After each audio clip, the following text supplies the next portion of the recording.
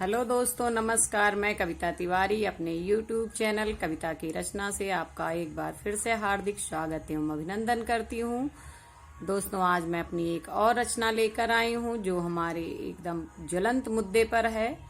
मैंने आज युद्ध के ऊपर एक कविता लिखी है। आप लोग जानते होंगे कि रशिया और यूक्रेन के बीच इस समय युद्ध चल रहा है। दोनों ही महाशक्तियां हैं और ये किसी की सुन नहीं रही हैं। कोई भी विश्व संगठन इसमें जो है मध्यस्थता नहीं कर पा रहा है, और कर भी रहा है तो ये किसी की सुन नहीं रही है। उसी युद्ध के बारे में कुछ मैंने यहाँ लिखा है और मैं आप लोगों को सुनाना चाहती हूँ।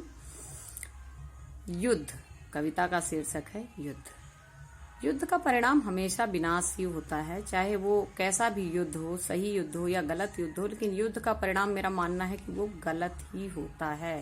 केवल बेगुनाहों का मरण होता है युद्ध में। ये कविता का शीर्षक युद्ध। अब आप सुनिए।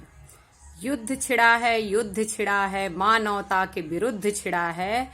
युद्ध छिड़ा है, युद्ध छिड़ा है, मानवता के विरुद्ध छिड़ा है। कौन गलत है, कौन सही है? कौन गलत है, कौन सही है? क्या महाशक्ति का रूप यही है? कौन छोटा है, कौन बड़ा है? युद्ध छिड़ा है, युद्ध छिड़ा है, मानवता के विरुद्ध। मानवता की तकरार हुई है, विश्व संगठनों की हार हुई है। मानवता की तकरार हुई है, विश्व संगठनों की हार हुई है। युद्ध विरुद्ध में कौन खड़ा है? युद्ध छिड़ा है, युद्ध छिड़ा है, मानवता के विरुद्ध छिड़ा है। दोस्तों, अभी कुदरत का कहर भी नहीं थमा था। उस पर भी मैंने 2 लाइनें लिखी कि कोरोना की वजह से लोग अभी उबर भी नहीं पाए थे, तो उस पे भी मैंने 2 लाइनें आगे लिखी हुई हैं। आप सुनिए।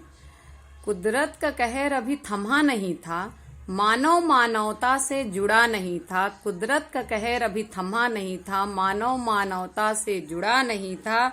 महाशक्तियों ने क्या रूप लिया है, अपने साबित करने को हाथ बढ़ा है। युद्ध छिड़ा है, युद्ध छिड़ा है, मानवता के विरुद्ध छिड़ा है। युद्ध छिड़ा है, युद्ध छिड़ा है। धन्यवाद। आप हमारे वीडियोस को लाइक करिए, चैनल को सब्सक्राइब कीजिए, प्लीज सपोर्ट करिए। मैं आप लोगों से निवेदन करती हूँ। धन्यवाद।